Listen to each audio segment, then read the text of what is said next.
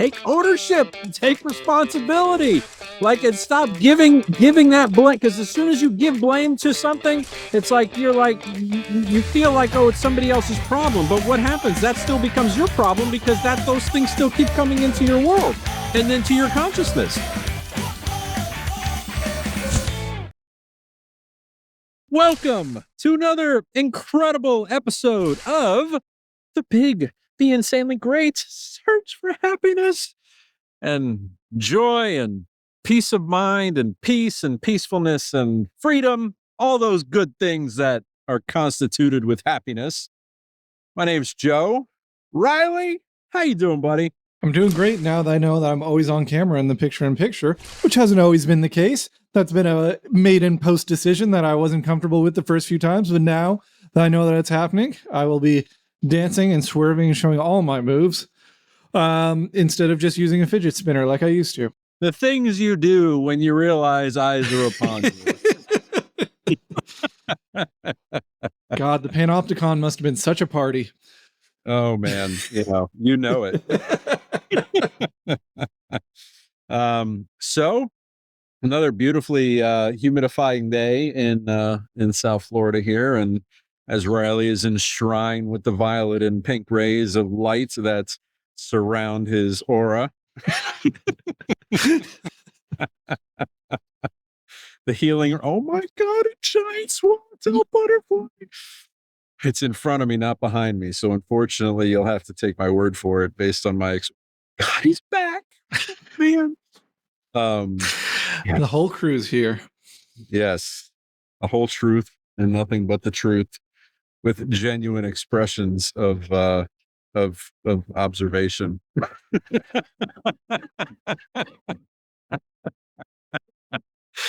Oh man, what are we talking about today, Riley? What are we diving into to continue our search that we're conveying to our community of viewers and listeners this day? Well, I think today we are going to tackle some myths of mindfulness, and just sort of, there's a fun little article that went up earlier this month on Big Think, and it's a nice fella who's saying, these are the pitfalls of mindfulness. And I think they're pretty easy to sort of do away with if you're actually dealing with the real term of it. But we'll leave that for a second, because it's going to be a quick one. Not going to be hard for us to sort of delve through those. But Joe, what's your miracle of the week? Little miracle of the week. I actually have a couple. Well, so one that happened a few weeks ago. Well, wait, let's get the obvious one out of the way. Every single moment of every single day. That's something that we all aspire to do. And, but I will say that there were some moments this week in which I had to like catch myself and say, wow, you're really not living a miraculous like life these few days. Like, what are you actually doing? And what happened was my attention was focused on something that kind of sucked me into its vortex, upon which the anxiety and the nervousness kind of filtered back in and started taking over. And then I was reflecting, and I was like, what is wrong? Like, what's going on? And I literally had to say, no, can't do this. You have no power. Stop doing that, and stop giving that attention. Stop allowing that to be something that was taking my happiness away and taking my freedom away. And so that was one of the things that I experienced this week, that my wife helped remind me. She's like, I'm going to tell you what you tell me. Like, that's great. Thank you for that. Because hearing it from the other side was an interesting dynamic that was really helpful. So that is in support of your weekly comment on that. But and I think that's also to convey that like it's a journey. Like, every day is a different day, and the reality is I feel genuinely that set of experiences was necessary for me to get to a certain level of understanding in which I'm building upon the I'll say power, building upon the power that I feel so genuinely in my heart that I have achieved, to not allow those things to take and steal my attention. Right. But sometimes these things happen, even though you feel that you've made such good progress. And it's like, well, what's going on? And then you realize that the everything that you built is not gone. It's just your attention is actually what drove you back to that. Like, it literally sucked me back in, you know. And so I'm so grateful to have had the opportunity to, again, like, have that experience, because the sooner you can come to a place in which you realize every experience is not unnecessary, and every experience is necessary for some purpose in your life, and for you to use that experience instead of allowing that experience to use you, in which it was for me for a couple days, as I was trying. And I wouldn't say it was nonstop, but it was like hours within the day, and even my own mood and mindset. It wasn't where it was, where I know it needs to be.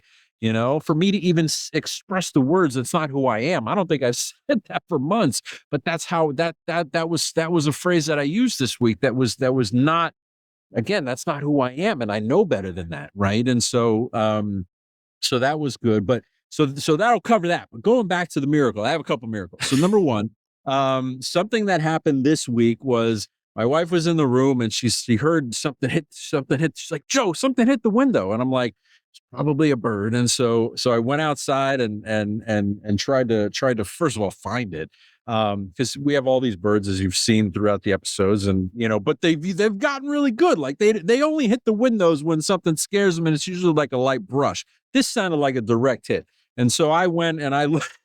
I looked, and I found this little warbler, which they just migrated south down here for the winter recently, and it's a beautiful little, like, a very tiny, small bird. And they go in, and they forage. And but anyways, this one, I couldn't find anything. I'm like, all right, I guess they flew away or something. And then I looked and I found it in the brush, and he was just sitting there, and he was like stunned, as I could see his heart. You could see him breathing, and he was like, okay, that's a good sign. He was standing up straight. That was a good sign. And then, but he had this berry, like a blueberry, like, stuck in his mouth. It looked like it was stuck, not stuck out. I'm sure they fly with berries all the time, and then they just digest them. But if I'm a bird and I got a berry in my mouth that I hit the window, my mouth is stuck open, I'd like it to be out so I can at least gain my faculties and get up and fly. And so I said, all right, I assessed the situation. I went back inside, got a glove, because I didn't want to touch the bird. They don't like that kind of stuff. And so I got tweezers, and so I tried to grab the bird, and then he flew like 2 feet. And so I'm like, okay, so he's in a good spot to be able to, but let me still take this berry out. And so I was able to hold him gently. He moved a little bit, but he allowed it. I said, listen, I'm here to help you. I was very gentle. so, And did that bird still have the Jersey accent? When, hey, I got a berry in my mouth. I'm not sure what I'm doing. He might have, I mean, listen, once, all I know is if that was the same bird that I heard this morning tweeting, it sounded like it. But I grabbed him, I pulled the berry out, and then he slowly but surely, his mouth was still open. And I'm like, okay, come on, you can do it, and then he closed his mouth a little bit and open. And then ultimately, he closed it, and I saw he was good. And then all of a sudden he flew away, and it was great. So it was a beautiful moment. And so that was a beautiful little miracle. And I got one more miracle that Riley helped me recall at the end. We were talking about something after recording last week, and I'm like, oh man, that was actually a pretty interesting set of miracles. So this is a combination of, like, multiple miracles over multiple elements of time, that to me is almost like an experience that conveys the fact that time doesn't exist except as a construct that humans have created. And so what it is, oh man, is it raining? It's raining. I'm gonna say we'll be okay. All right. Anyway, so it was a set of miracles. It was a set of miracles in which I feel like it was a combination of things that happened over such various elements of time within my own life, in which like it shows you how like the universe slots things into a place for all to happen in one time. And so um my grandmother passed on in 6 months ago. My mother told me, I can't remember if it was a day after or a few days after, that she had a dream and my grandmother was in the dream. And my I said, so what happened? And so she said she opened the door and then she came into the like where my mom was, and she said, hi Cat my mom said, hi Catherine, that's her name. And she says, I'm not Catherine, I'm Isabella. And something like, she couldn't recall exactly what the name was, but she still told me like Isabella. And so I'm like, that's like interesting, but I thought nothing. I was like, what a beautiful thing for her to come in the dream and, to have like whatever that, and if we all are one consciousness and we all are one kind of element of energy, then which it all kind of comes into one, then we all are, I am everybody and everybody is me and vice versa. Right. And so fine, that's cool. And so fast forward 6 months, I was, I got a call from a friend of mine and her beautiful daughter, in which she tried to pronounce my last name, and she said Isabella, and I'm like, oh, that's funny. And then we corrected her, and then I didn't think anything of it. I forgot that was something that I had heard before, and then I was in the car. I was going to pick her up, and then she said it again in that same way, like Isabella, and I'm like, oh my god, like that's what my grandmother said. And I was telling my friend about the story, about how it happened, and she says, "Oh, that's so nice. That's so nice." And I said, "Thank you, Grandma, for a beautiful little kind of nod of synchronicity that existed, right?" And so I was 2 minutes away from picking her up, so I hang up the phone, and then I allow a car in. I was driving and I allowed a car in to come in front of me. I was waiting at a light and everybody had me gone, and I stopped so she can go ahead of me. The license plate on the car said THX GDMA. Thanks, Grandma. I'm like, what? Literally 30 seconds before I said that. That's what the license plate on the car said that I let in front of me. And then what was on the radio? I was listening to a station I never really listened to. It was a like a musical instrument, like watercolors on Sirius XM. It was like I just felt like listening to instruments, not really voices. What do you think the name of the song was? Pieces of a Dream. So that was my confluence of multiple experiences that led into one miraculous moment, in which it was, very beautiful and touching, and at the same time a little hello, from my grandmother. And so yeah, so that's my series on miracles this week. Oh man, what do you got, Riley? One that dovetailed nicely with one of your miracles this week is I saved a little chipmunk from choking on some netting that I got caught into. It was in my neighbor's yard. We're in a fenced in sort of backyard. I was taking the dog out. The dog just kept sniffing and sniffing and sniffing at this one area on the fence. I finally went and checked out what was happening. And this poor little chipmunk, there's just like some tomato netting to try and keep, I think, rabbits away from it. And so the holes were big enough that a chipmunk could sort of fit in through. But you could tell every single time he was trying to get out, he's spinning it more and more around him. So he's just getting more and more tangled. It was right around his neck. So I went over with a pair of scissors, didn't know if my neighbors were home or anything like that, and just tried to pick him up, but he wasn't having any of that. So I just I sort of got the scissors and tried to make sure as much as possible that I was going to actually get it all off of him, instead of just sort of cutting him off enough that he was free from the net, but maybe still had netting around him. And yeah. Joe, it was just like one of those TikToks where the animal loves you so much afterwards, it's inseparable. No, it wasn't anything like that. It just ran off up a drain pipe, and I didn't even see him again. What a turn of events. What a turn of events. And Like, we're we best all wish friends. for that to happen, Yeah. right? We all wish for that to happen. Like, yes, I hope I was like, oh man, the bird's gonna come and like land on my shoulder and sing a song for me, and the chipmunk's gonna jump into your lap and say. So what actually happened? It ran up a drain pipe, and I didn't even see him take off. He was so fast, but No, well, it good. sounded like he was excited. He was grateful. Trust me.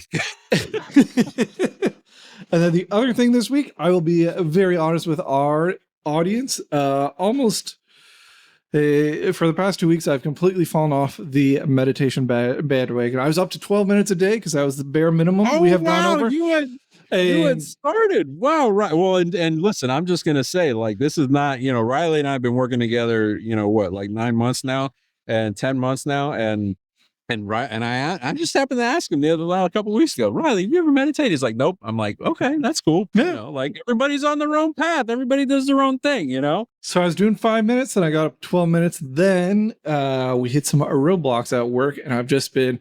It's almost exactly what you were saying before. I was letting something take up so much attention from me for these past 2 weeks that it's all I've been concentrating on. I've been putting in the longer days at work, and just everything else sort of brain health wise has fallen by the wayside. And then last night it was just me at home, and I was going to watch that stupid new The Continental TV show. That's sort of like an expansion of the John Wick thing, just to annoy my friends in a group chat and say, hey, I'm starting the John Wick universe with The Continental. You guys think that's a good idea?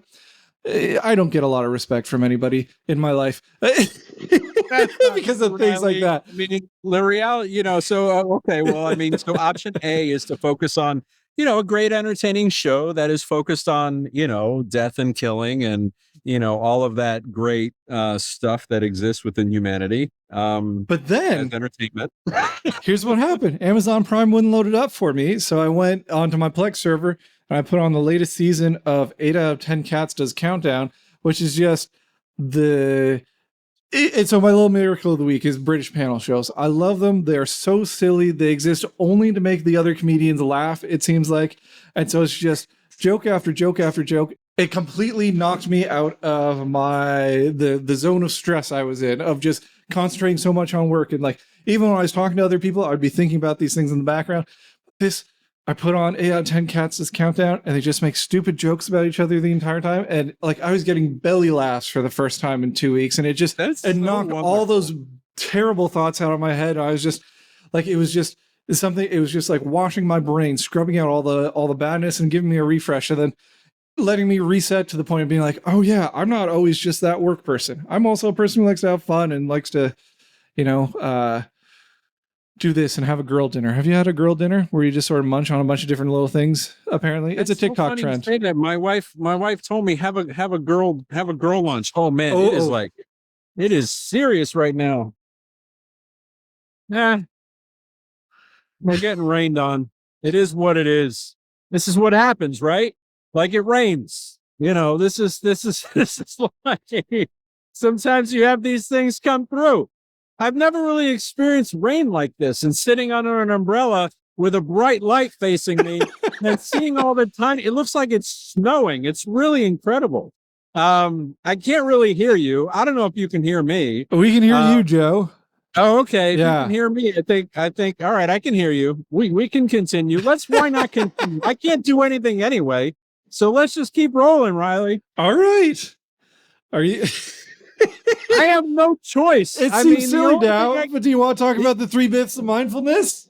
The only thing I can do is I can cover my laptop with a handkerchief, because that's all I have, and hope that this cloud just, thank you, Grandma, for my handkerchief. I'm going to cover my laptop here and, give it some dryness. Thank you, Apple, for making a robust product. And,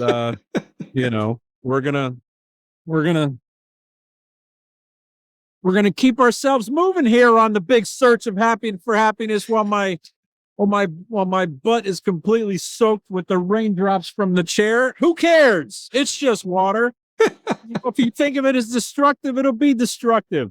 Why not? Oh man. All right. Let's rock. Let's pick up the pace, Riley. What do we got? All right, let's go today. 3 myths of mindfulness. Mindfulness is hugely popular today. Unless you've been living on the moon, you've come across it. One philosopher has argued that certain unchecked types of mindfulness are deeply flawed. Here we look at 3 reasons why you might want to be mindful of mindfulness. You've been invited to dinner at a friend's house when they prepared a lovely beef bourguignon? Something or other. You all sit down at your place, lay out your portions, and get to work. Halfway through dinner, you suddenly notice something odd has happened to the person sitting across from you. She's completely stopped talking. What's more, she's staring at you with dead eyes of a Halloween mannequin. Are you all right? You ask, a touch nervously. She starts sharply as if you've broken her reverie. Oh, sorry, she says. I'm trying mindful eating. I'm focusing on every bite. Unless you've been living on the moon for the last 10 years, you've probably heard of mindfulness. Schools and companies worldwide have been riding high on the mindfulness wave. Mindfulness apps get millions of downloads, and mindfulness coaches are paid millions of dollars. People swear by its efficacy. The problem is that mindfulness is building construction on shaky foundations, according to, and this is the best name I've heard in a while, Odysseus Stone. Now that is a name for a child. That's a very intentional name. That is. University of Copenhagen. Mindfulness makes 3 big philosophical errors, and I think what he's bringing up is there are potential pitfalls. I don't think necessarily they are flaws of mindfulness completely. And he says the first one is not all thoughts are equal. If you've ever experienced some guided mindfulness, you're likely heard something like this. Imagine your thoughts are like cars and you're watching them pass. Here comes the thought. There goes the thought. Do not pause for too long on any thought. Let them come, notice them, and let them go. Mindfulness is all about not attaching too closely to any one thought. It's about acknowledging thoughts, but not indulging them. But is it right? Sometimes the strategy is undoubtedly good. Losing sleep over a presentation you have in the morning or obsessing over a dentist appointment is silly. But other times, our thoughts are not things to take lightly. As Stone writes, take, for example, feelings of anger that we might have about policy decisions of the Danish government. Is it beneficial to view such emotions as if they are passing clouds in the sky with little importance or relation to reality? In other words, sometimes our thoughts and feelings are vitally important. They help us navigate the world. They tell us the best way to behave. And after all, it's a foolhardy person who isn't a little bit scared of venomous snakes. So, Joe. So the first myth is basically not all thoughts are what? Not all thoughts are equal. It depends on what you believe. Because what you accept as your truth is your own conscious awareness. And so, the reality is every thought, we like to think, and I'll be the first to admit that this is what I used to think. I used to think that every thought is just racing in and I can't control this. And this is something that is very much coming my way for no reason other than this is life and it's terrible. Right. And so, now that's a quote we got to get on a hoodie for merch. This is life and it's terrible. I mean, because that's what we all that's what we're grown up to believe. You can't do anything about it. They are what they are, deal with it. Right. And so, but at the end of the day, if you really dig down into how those thoughts came into your own awareness in the first place, you were the one that gave the energy from your attention to focus on that thing that ultimately allowed it to be something that came into you that you were constituting as negative, you were constituting as intrusive, you were constituting as, why does this keep coming? Well, the reality is everything has a cause, and that cause is always you. But it's so hard for us to accept that. But that's the reality, and that's the law of life. And so when you look back and you reflect on these things, as you gave in that example, why did this dentist appointment, your in that example, the reaction was anger. So you gave it all that charged energy of, I don't want this to happen. And so what did that do? You gave it that charged energy of anger. And so because you charged it so strongly with that anger, it kept giving back to you all these thoughts because that's what you charged it with. That's what you charged it with. And then if you're going to get angry about, whatever's happening in society and the world, then you gave that your attention. Can you actually do something about that in that moment? Probably not.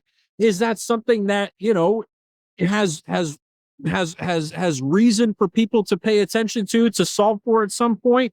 Probably. Absolutely. Right. For the goodness of people and the goodness of the world. Absolutely. But the reality is you can't do anything about that right now. but you're allowing that through your attention to come into your life and to take over your moments and to allow it to be something that just, like you blame on something else because there's nothing else to do. And that's our first reaction because that's how our society teaches us how to operate with it. Right. But when you start to take ownership for these things, and you start to say that, you start to feel that you have the ability to control these things, even if in the beginning it doesn't feel that way, because you might try something and you might not experience a difference. It still is within your ability to do that because nothing is impossible. Only what you define as impossible is impossible. And so these are big things. Like controlling your thoughts is a big thing. And so, but you don't get to a point if you accept what this says as a myth, like every thought is different. Well, like, yes, every thought is, not all thoughts are equal, but they're all the causes of your thoughts and the energy that's charged with them and the frequency they come in and the heaviness with which they come in or at the lightness with which they come in is all driven by what you accept as truth in your own world. As the rain floods around me. Holy moly. And it is flowing. I don't even know what's happening here. It's like, I mean, it's like snowing rain underneath this umbrella while this thing is soaking my back and my bottom. And, but we're making it work here on the big search for happiness. Hopefully this is a cloud that goes away soon and, we're able to stay dry. That's a lot of sustained rain. Like normally, I don't think we don't have rain that comes down that hard that would go through one sustained Joe monologue. Yeah, this is tropical circumstances here. This is what's happening right now as I'm trying to dry my keyboard.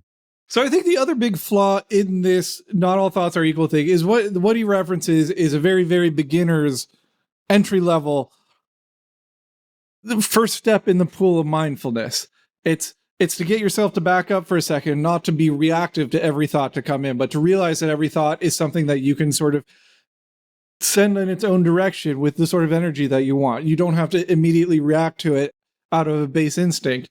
And it's kind of like looking at a kid with water wings learning to swim for the first time and being like, oh, that's never going to win the Olympics. Of course not. That's not what it's there for. It's the first step into getting to the point like, oh, he's never going to beat Michael Phelps with those things on. Like, no, that's not the purpose of it. It's to get you to start thinking in this mindset. It's the first step in a journey. It's not the end goal is to have every thought be like a cloud passing by. That's to get you into, that's the first step in a new sort of mindset. Truth. I mean, again, what you accept as your truth becomes your reality within your own conscious awareness. And so, but the first step is trying to have the awareness that, yes, you are, you can't observe anything unless you're conscious. Yeah. And so you are the origin of everything. And so the sooner you can understand that and then take ownership, take responsibility. Like, and stop giving that blame, because as soon as you give blame to something, it's like you feel like, oh, it's somebody else's problem. But what happens? That still becomes your problem because those things still keep coming into your world and into your consciousness. So, you can go round and round on that circle and that wheel forever. The only way you stop the wheel and then create your own wheel is when you take ownership of it and you don't allow that to be something. And that's the challenge that's so hard for so many of us and all of us and within humanity. It's like a natural condition. But once you believe that and you feel that your life is powered from the energy of your heart that is giving you life, like it takes the entire world and flips it upside down and refocuses it from something in which everything is from within out. I mean, look at what Joe is doing right now. He's taking the current circumstances, not saying let's cancel the episode. He's saying let's make this the best episode we've done yet. I mean, I feel like the only thing that's kind of dry is my shorts. But my top of my shorts, the bottom of my shorts is soaked. My back is soaked, and Yeah, don't stand up or we'll get banned on YouTube. Let's go on to myth 2 before we dry. Everything is flooded around me. Everything is flooded. I'm in 3 inches of water over here. Oh my God. Oh man, this is nuts. All right. Your attention is not only yours. The second key element to mindfulness is that you need to take control of your attention. It's built on this idea that we have supreme power over how and what we focus on. Our minds are like a spotlight, and we are the spotlight operators. We choose to focus on our anxieties. We choose to dwell on the negative.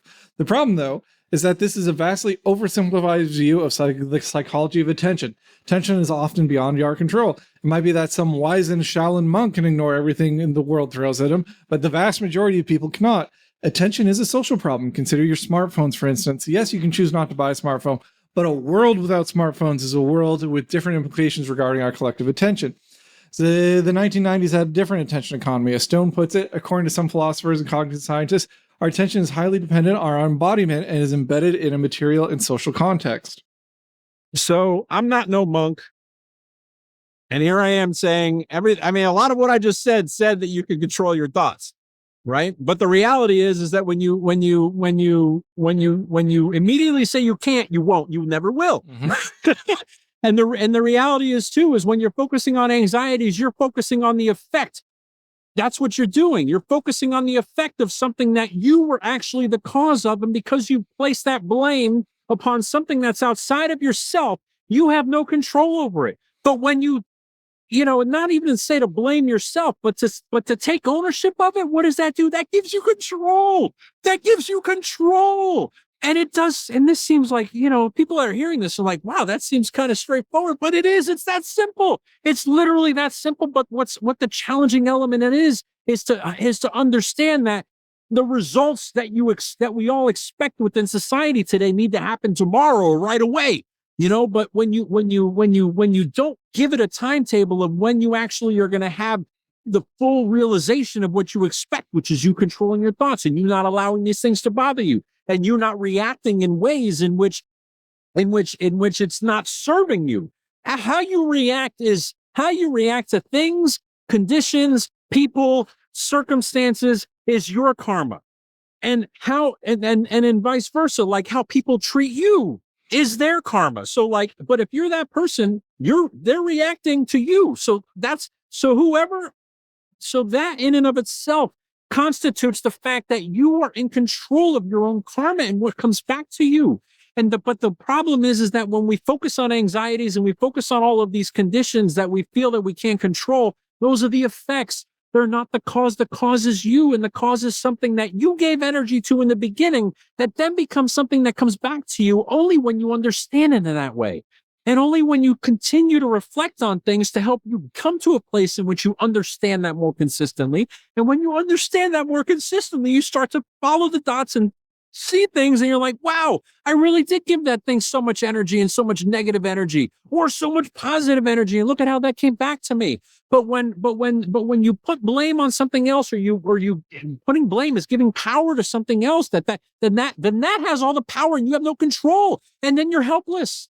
You're helpless. But that's the easy thing to do. The challenge, and it's not even hard to take ownership. It is hard in the beginning because it's not a thing that, if it's not a thing that you're used to doing, it's a complete shift of your own application of your accepted truths in your life. But when you flip it, you start gaining, you naturally have all the control and all the power coming back to you. Whereas you used to blame other things that used to make you feel good, but that would always have them resurface because you gave that power to something else. Now you're taking ownership. You have control now, and you can't give it that energy, and then it can't come back to you. And then over time, it gets better and better and better. And then you're in a place in which you gain momentum. And because you gain momentum, you're in that place in which you have that. And then, as I expressed in the beginning of the show, sometimes you fall back in, but then if you have the awareness to be able to say, whoa, what's going on? This isn't me. You can correct that, and you can come to a place in which you're in a better position that is then serving you in your life, and you're using the experiences instead of you allowing the experiences to use you. Wow. Oh man, the rain has slowed down. How grateful am I for that? Anything else to add on to that, Riley, before we dive into our third myth? My big takeaway from this is that, again, mindfulness is another way to look at it is you are training your focus muscle, your ability to put that spotlight on things. And yeah, if you come into it completely untrained, that muscle's, atrophied. It hasn't really ever been used before. And then you get something that's going to use up all your time, like a smartphone or, social media or any of these devices that are designed to absorb all your attention sort of natively. Then yeah, that's what commerce does. Commerce is focused on grabbing your attention. I think you said that in a previous episode, Mhm. Riley. Like that's like their design is to create things that grab your attention, because that's where all the energy in the world is in our attention. And if you start developing that focus muscle, you're never they lose profits from that. So they have no interest in having you develop that. But yeah, it's just a matter of looking at your attention, looking at your focus as a muscle that you need to train up, and mindfulness is that training. Well, and the reality too is that as if you've listened to some of our, some of our first original Be Insanely Great episodes, we talked a lot about the limitations of words and the fact that, a word is a limitation in a sense in which if you have a constructed definition within your own awareness of what that is, you always classify it as that. You don't dig deeper to try and really understand what it is. And it's not a fault of anybody else's. Like words are useful, like we communicate with words, like that's how we operate, but we've forgotten how to feel, because the feeling of things has so much more meaning and so much more depth and so much more breadth than what a simple word is. And so mindfulness is what it means for you. Someone might be listening to this and say, these elements of mindfulness are so limited to the focus of a narrow definition of what this one writer within their own awareness has decided to write about and convey to people, right? And that's totally fine, because that's the path that they took. And this is how they've defined it. And this is how they've tried to come to a place of understanding it. But you have the power to define what you believe in your life and you accept as your truth within your own element of life and your own consciousness. And because everything is consciousness, and you are individualized energy, which is the energy that's beating your heart, that's powering your life, that is allowing you to observe and then accept certain truths into your life that then become what it is that you experience in a moment by moment basis in the present moment, because all that exists is in the present moment. As we bring things back and bring things forward. As Joe, you've tripped over the third myth of mindfulness. It is impossible to seize the day. The third dubious piece of mindfulness wisdom is the idea that we should live in the moment and seize the day. Focus on the now and spend as little time as is practically possible on the past or the future. The problem, though, is the idea of now doesn't actually exist in how we experience the world. As the French philosopher Henry Bergson knew, we do not experience time like some calendar of clock. We do not live in the current hour. Instead, we live according to duration. Time is constantly moving forward, and it makes no sense to talk about it now without reference to both a before and the after. Human psychology depends on the wealth of experience, memory, and learned behaviors from the past. All of our actions and thoughts are framed by concern for the future. In Stone's words, if our experiences and actions are to be coherent and to make sense of us, they will have to refer to our past and future in one way or the other. I mean, listen, everybody's on their own path. Everybody makes their own choices. Everybody's in their own world. And so for this writer, these are the elements of truth that they've accepted into their life that define their view of the world, right? Everybody has their own view of the world. Everybody's in their own world. And so, and these are accepted truths that, I'll admit, I was in that same exact construct of accepted truths at a prior set of moments in my life. Absolutely. And I'm so grateful to have come to the place, because the past is a binding limitation, and the future is a binding limitation. A future is something that may never or may never happen or may happen, but you can't. All you can do is control that now in the choices that you make now. And the past is something that happened, and there are elements that you can learn from. But to constantly be referencing the past and the future without actually being in the now, you're not utilizing the power that exists within your conscious awareness that constitute the law of life that's defined by quantum physics. Like everything happens now. The only thing that's happening is now. In my miracle story, is there something that happened in the past that came into the present moment that made it all happen beautifully in one moment? Absolutely. But the reality is like, I'm not thinking about it as a past or a future of a construct of time. Are there elements of time that are helpful? Absolutely. Meetings and, having gatherings and all of that. Sure. Deadlines for things to be able to hit, accomplish certain goals. Absolutely. But the reality is you make it what you believe it is. And so the more you allow time to control your life, which time is only a creation of humanity, that is a constraint and a limitation that takes over most of our awareness, that gives us most of the stress, because we always need to be someplace, we always are running someplace, we always are trying to do something within a certain amount of time because we feel that we need to force it. We need to force it. And when you're working on the construct of time as that's driving your life, you are undoubtedly forcing almost everything into your life instead of life, and then allowing those experiences to use you instead of you using them, and realizing that everything happens for a purpose, and you'll never able to get into the flow of life in which you have things happen that or you have experiences that you would have never had, that all of a sudden put things into place in which you're now in a new path to which you would have never gotten into if you weren't open and you weren't flowing within life and you were having time be the only thing that defined what you do. So what you believe is what it is. So if you believe you can't exist without functioning solely off of a past and a future, then that's fine. That's your that's your accepted truth. But the reality is you can't do anything about the past, and you really can't predict the future except for the actions that you make in the present moment and what you accept as your truth now. Because only now is when you can make an effect and have an impact upon what may be and what may materialize in the future. Do you want to have desires? Absolutely. Do you want to feel them and experience them as they already happen, so that way you attract them to you? Absolutely. But for you to harbor on them as to when are they happening? When are they happening? Why haven't they happened yet? It's never going to come, because what are you doing? You're accepting the truth now as to you're always thinking about when is it coming instead of it actually being here. So bottom line is, with all due respect, I don't know about these myths.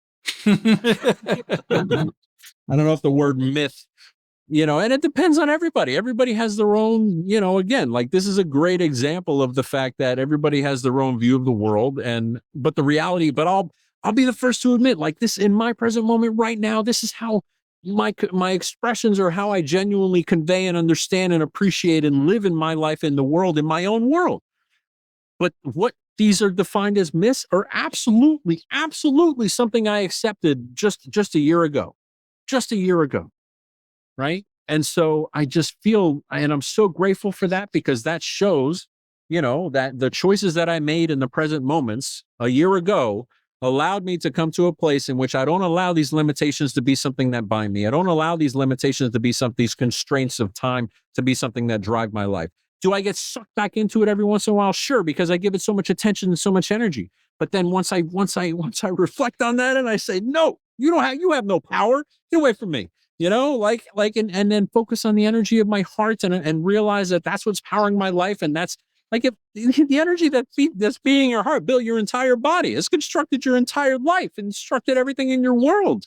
So why wouldn't that be something that you can latch onto and anchor to and then believe in? And then have that be something that you're focusing on from within, that then creates your without of what you observe. Because when you put so much on the appearances of the world, then you allow the world to use you instead of you taking authority and then being the authority just by natural occurrence of taking ownership of your life and your choices and your thoughts and your feelings. It's amazing. A journey, but amazing. We'll see what Odysseus has to say when he's on the podcast. Hey, listen, welcome, Odysseus. Again, everybody's on their own path. I was the first, like, that was my thing. Like, that's like, I would totally agree with you a year ago, but now, there is a different way to live, for sure. And it's so much more freeing and so much more joyful. It's so much more happy. It's amazing. I would have never believed this is a way that you could live, like never. But to have gone through it and tried to understand deeply and then applying, having the confidence, just like, and the, like, I'm going to keep doing this. I know there's a better way. I feel there's a better way. I feel it in my heart that this isn't the way we should be living. It should be much more free. Like, how do I experience the joy that we all seek to experience all the time, more frequently and more frequently and more frequently? Well, you remove the limitations and then you start to do that. And it's such an amazing thing that you have to experience in order to understand and in order to appreciate and in order to actually develop to ensure it happens within your own life. Joe, I don't know where we go from there. We bust those myths. I think, we bust them. We bust the myth.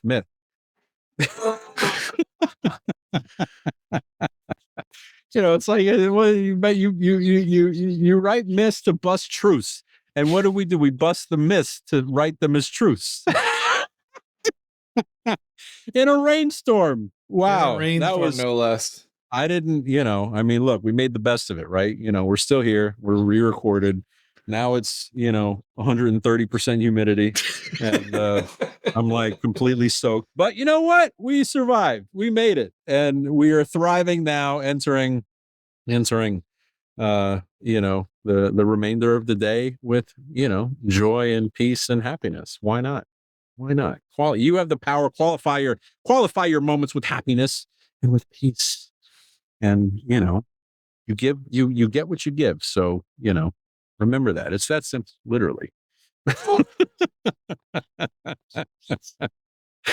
Oh man. So let's close it out, right? Yeah, I think so. Yeah. Oh man. I'll be happy to get dry. Well, thank you everyone for joining on this incredible journey that we had today as on my end, I journeyed through the elements to, help provide an alternative perspective to some elements of mindfulness.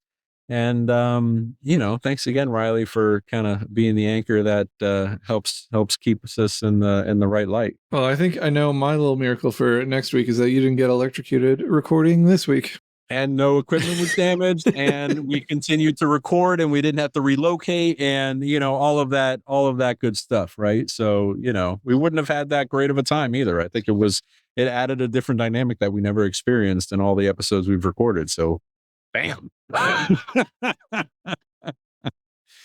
Thanks for joining, everyone. Have an amazing week.